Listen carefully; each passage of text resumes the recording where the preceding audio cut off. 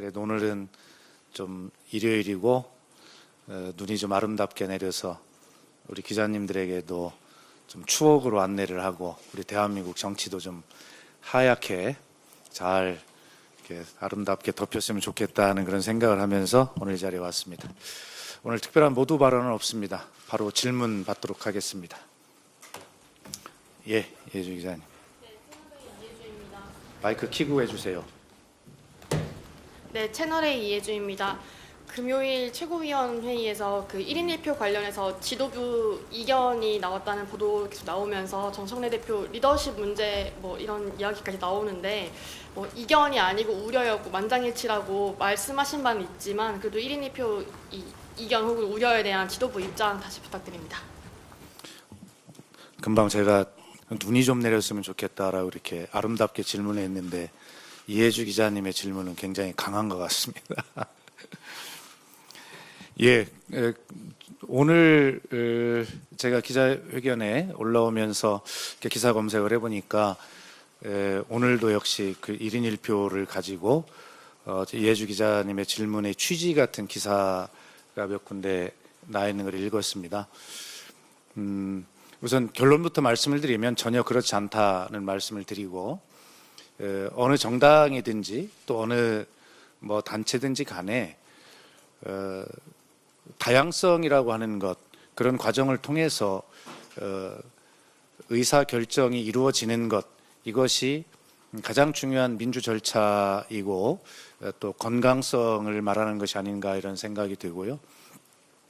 제 오랜 정치 경험으로 보면 지금 민주당 지도부에 뭐 그런 정도 의견이 있는 것은 뭐 이견이라고 할 수가 없는 수준인데 우리 언론인 여러분께서 지나친 민주당에 대한 애정과 사랑으로 이견 또 지도부 당대표의 리더십 뭐 이렇게 걱정을 많이 해주셔서 감사드립니다.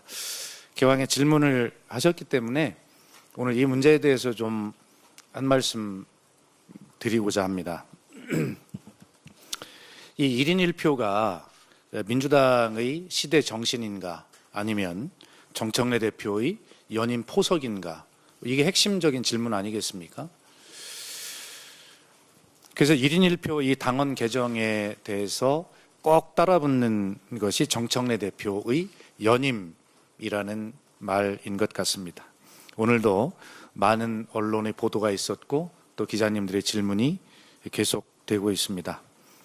사실 당의 수석 대변인으로서 이 질문을 수백 번은 받은 것 같습니다. 그리고 똑같은 답변을 계속 드리는데 저도 좀 힘이 듭니다. 질문하시는 기자님 여러분들도 뭐 그러실 거라고 생각을 합니다. 오늘 제가 버스를 타고 올라오면서 생각을 정리를 해보니 한 3가지 정도 질문인 것 같습니다. 첫째는 정청래 대표는 연임할 생각이 있는가? 두 번째는 1인 1표가 정청래 대표에 대한 지지나 연임과 어떤 관계가 있는 것인가? 세 번째는 설사 만약 정청래 대표가 연임 의사가 있다 하더라도 1인 1표는 추진하지 말아야 되는 것인가? 뭐 이런 정도의 질문을 스스로 해볼 수 있을 것 같습니다. 그래서 당의 수석 대변인으로서 한 수백 번의 질문을 받으면서 드는 3가지 자문자답을 버스 안에서 한번 해봤습니다. 첫 번째, 정청래 대표는 연임할 생각 있는가? 당의 수석 대변인 정도 되면 당 대표의 말뿐만이 아니라 그 생각까지 꿰고 있어야 한다고 생각을 합니다. 또 그렇게 됩니다.